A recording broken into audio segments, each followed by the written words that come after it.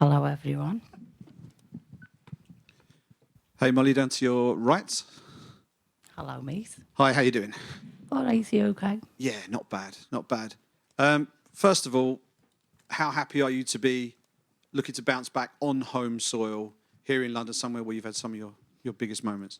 It's a safe space for me. I love being here. It's like a next gen home show now. It feels. It's nice to see all the staff as always. Been here a good few times now, so it's a calm week for us. What's the mindset going into this one compared to some of your previous fights in London? Just enjoy myself. Just have a bit of fun. My career has been one filled with many ups and many downs, and it's not the same as quite a lot of other fighters' careers, you know. And it's just about enjoying it and making sure that my performance is the one that I want it to be. So when you've got someone on such short notice, such a late opponent change, how does that affect things going into this? Because I think we had Alexia in earlier, and I think she said that it was basically the latest possible day that she could have accepted a fight like this was the day that she took it. Yeah. Thursday night, just finished my last spar, sat there in Graham Boylan, about 10 o'clock at night to get a little wave sign. Are you around for a call? I said, do not tell me my opponent's pulled out. And he rang me when I was freaking out. Did you know that? I said, I just had a feeling this one wasn't going to make it, but not much has changed. It's a couple of hours to try and get your head round. You've prepared for a certain face, but the fighting styles aren't too much dissimilar. The good thing about Brazilians is they always bring it, and they've got lots of passion, want to come and bring a fight, and I think both opponents have that, and they meet that within me also. So the next day, went to gym, went through our fight run through the game plan, and this is a style that I've faced in near enough every single fight of my career. So I'm very thankful she took the fight. I think it's a bigger win for me with her. She's a prospect. Her record's brilliant. And the only loss she's got is to my last fight. So I did give Bruna Brazil a little WhatsApp. I went, hey, love, how did you find that fight? And we had a little back and forth. So, How did that call go? well, the 2 days after my last fight with Bruna, well, after the fight, actually, we was both in the Fighters Hotel, shared the gin together, had some food together, watched Paddy fight, and we just have a lot of mutual respect for each other. And she got me number off someone a few days later and sent me a really lovely text message. And I just sent her one back, and she's like, look, when your leg's healed up, come out and train. And I was like, I absolutely will, but it hasn't timed well enough for this camp, but I probably will go out there and train after this if I'm fighting in the summer. So I think when I came into the UFC, it was all grrr and anger, and that's really kind of what Scousers personify. It's just loud, isn't it? And I think the more you've probably seen me mature in front of your eyes, understand it doesn't have to be about emotion. Even though I get emotional in the cage and my fighting style's emotional, yeah, I'm much more mature now and don't have to hate my opponents when I'm fighting against them. Last one on the short notice thing. Given how late it was that the pullout happened, was there any thought in your mind at all, given that things didn't go your way last time out, to stop? Was it, I'm fighting, I don't care who they put in there? No, I did say, do I get to pick? Is the anyone? Like, and he was like, no, Molly, this is it, or it's not fighting. I said, well, I've sold 90 grand's worth of tickets. I said, and I'm not letting me people down. Like, if these are, like, fighters fight, if anyone pulled out on 10 days notice and my weight was low enough, I'd always offer myself up. I think in the UFC, you know that's a given. I'm just really excited to get in there, and props to my opponent. She thinks that she can come and have a go. So, Last one from me. You've had some incredible moments, incredible highlights in the octagon. What would be the perfect night for you on Saturday? Nathan wins, Molly McCann wins, and we go and get to celebrate Paddy's Day finally. Great stuff. Thanks a lot. Thank you. Molly, right here. How big of a factor do you think not only the UFC experience will play, but also that she's coming into her UFC debut in front of a massive crowd that will obviously be favoring you? my UFC debut, I thought I was the bollocks, and Gillian Robertson humbled me. So I know the percentage of debutants when they come out, it's not always that they win because they get caught up in the show. And I'm not going to rely on that with my opponent. I'm really expecting to have someone come for me the whole way. And I don't think anyone should ever think, oh, just because it's the first one, might the heads go a little bit, or she's not come all the way around the world on 9 days' notice to just make up numbers. She's coming to take me head off. Do you know what I mean? So there's one thing I do know, though, when there's 18,000 people singing my name against my opponent, I know that can play a factor into it a little bit, but also flipping the coin on the other hand, I have to make sure that I'm not there responding to the crowd, and I'm in there keeping my head clear and calm and doing the best that I can under that pressure as well. And your teammates at Next Generation had a very big week last week at Cage Warriors, and they're expecting a big night this weekend. Paddy's got a big fight coming up. Shem's got a big fight coming up. Talking about being there in that gym right now, how encouraging is it? It seems to just be everyone's doing really well, and it seems to be quite vibrant right in there. I think what Paul Ellis and Adam managed to do is they'll come up with a system and how MMA seems to be playing out at that time, and we make training that simulates like finishes and how do we get there in the positions that we get into, and we do really well for a long period of time, and then there's a time where it somewhat maybe breaks down, and then the team go away again and then rebuild, and you can see every one of my teammates, we was all there watching on Saturday, every one of them faced adversity in the first round and was patient and was calm and found a way to win, and everyone got a finish. And it was so inspirational. Like little Francis Breen, my training partner for the last 11 years, went in there, got caught in a big guillotine in the first round, got up and then murdered your fella, do you know what I mean? And it's really inspiring to see, to see it at that level. Like fighting, it is only fighting. It doesn't matter you're under the UFC banner. You just go in there and do the right things correctly under pressure and you'll get the win. So I see a big win for us, both me and Nathan. I see Paddy doing the business, and then Shem needs to get out of that octagon and get here. And I know you're a very big Everton fan. Have you gotten a chance to see their new stadium, and what do you think of a potential fight there? I know Paddy's always calling for Anfield. I used to live just down the road. Well, I could like literally throw a stone from my apartments to where it is. Leah, again, every fight week in my interviews. What was I going to say? Yeah, no, I've been around it. I haven't been in it yet, but there's a testimonial on Sunday. Not a testimonial, a test event. And if I get home in time, I'll go and watch that. But if not, I'll wait till the first game of next season. And I'd fight in a car park in Liverpool if it meant people could watch. I wouldn't really be bothered. So. Hey, Molly. You talked about earlier about your developing maturity. What have you learned, and have there been any specific moments that have sort of made it click for you in terms of developing that maturity? The wins, how to conduct myself in wins, how to conduct myself in losses, how much it hurts when you lose,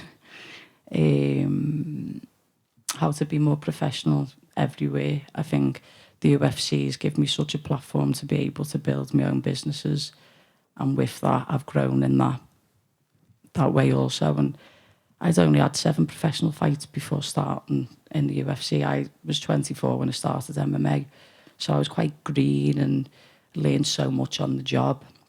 And I think under them lights and under that spotlight from the media and from the fans and from the trolls, it's just a lot of growing up in front of the public eye, even though I was obviously a little bit older in age. But you make mistakes and you act off emotion, and a lot of us, me and Paddy, we say a lot of mad stuff sometimes because we're just really honest people and there's kind of no filter. But maybe I've learned a little bit of a filter, or knowing what hill to die on, knowing when's really the time to stand on for something and when it's just like, you know what, it's not really going to change an opinion or change that, so I'm not even going to waste my breath on it. But I'm not very proud. I've never in my career gone, oh, I'm really proud of myself and all of that. But I can like sit in front of you all today and be like, do you know what, I'm proud of Molly McCann, because there's not many in this sport who's had 14 fights in the UFC, and there's not many people who every time they lose find a way to level up, find a way to improve, find a way to hold on to a career and still keep on bringing amazing fights, bums and seats, transcend the sport to like people who don't watch the sport. Do you know what I mean? Like, I'm just proud of myself now. Wonderful. And in terms of how does that affect your preparations when you go into a fight like Saturday, when you know you are going to be potentially a huge favourite in the big arena against somebody so raw as you may have been at one point? I think she's just she's going to be really dangerous for that first round.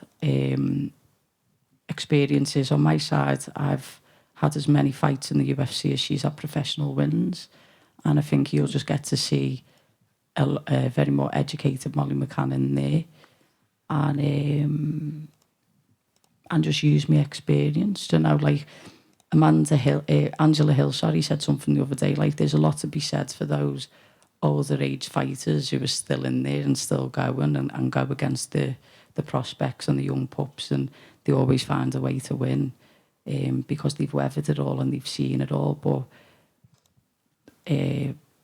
I really believe, like, I'm putting my opponent up there, like she's the top in the division and she's the best person that I've ever come against, because when I haven't, I fell short. When I've been too confident in my own self, I fell short. So the maturity is, she's the toughest opponent I've ever seen in that octagon, and then I'll keep myself sharp and keep myself ready. Wonderful. Thank you, Molly. Thank you. Well, just going back to what you said earlier about, you know, successes away from, you know, fighting, your businesses and things like that. How does that impact your fight career directly? It seems like you're really relaxed right now. Does it give you a freedom knowing that you've got something, you know, when it's all said and done, you've got something that's going to keep you busy and living well? I don't think so. I think I'm just put into more positions where I'm sure of who I am now. I was a very lost young girl when I came into the UFC, and just so thankful to be here. And that's not changed in terms of I'm not thankful to be here, but I just know the world. I've seen it all. I've seen a lot of it now. And I'm so involved in my business. I'm there, like, every facet of it I'm involved in. It's not just something I've invested in or my name's on it. I am from top to bottom. It's me and Joel doing it all together. I make sure that the last 6 weeks of camp, I take myself out of every group chat. I'm not involved in none of it. And they let me have them last 6 weeks in camp. But I just make sure that I manage my time efficiently. 5 hours a day to train, and an hour to the dogs, an hour on my life admin in the shops. And you'll see it in me. You'll know how much I've evolved and grown up. And I don't even think about quitting fighting. I don't even think, I've got that to fall back on, because the job's not done. Like, who drops weight at this age and still hasn't got that hunger? Do you know what I mean? I've got delusional, if you want to call me delusional, but I still think I've got a lot of miles left in the tank, and I've got a lot of things left to accomplish before I'm ready to leave them gloves in the cage. Just one more from me. Luke Riley, big win last weekend, 11-0. Seems like one of the hottest prospects pretty much in world MMA. Mm-hmm. My question is just why is he not already signed to the UFC? Could you shed any light on what's going on why he should really be on this card? He's that big of a star in my eyes. I think he'll be like in a couple of weeks, lad. I think they've just got some stuff to work out contractually. And then next March, it'll be me, Pad, Luke and Nathan. Love it. Thanks. Hi, Molly over here. Hi. I appreciate you have a lot on your plate right now, but you mentioned you can see Paddy going in there and doing the business. And I'm just curious how your conversations have been with Paddy recently. Obviously, this is the biggest fight of his career. I think a lot of people would agree about that. How do you see it playing out? And obviously, we know how confident Paddy is in his interviews and with the media. How have you been with him recently? I love it when we're in camp together, because it always draws us closer. And I think we set a standard in the gym and energy that everyone thrives off. And pressure makes diamonds. And my boy is a big, big diamond. This is everything he's dreamed of his whole life. I don't think the bright lights are going to get to him. I think he's learned his lessons in previous fights, and especially with Tony Ferguson. I think that was a big thing.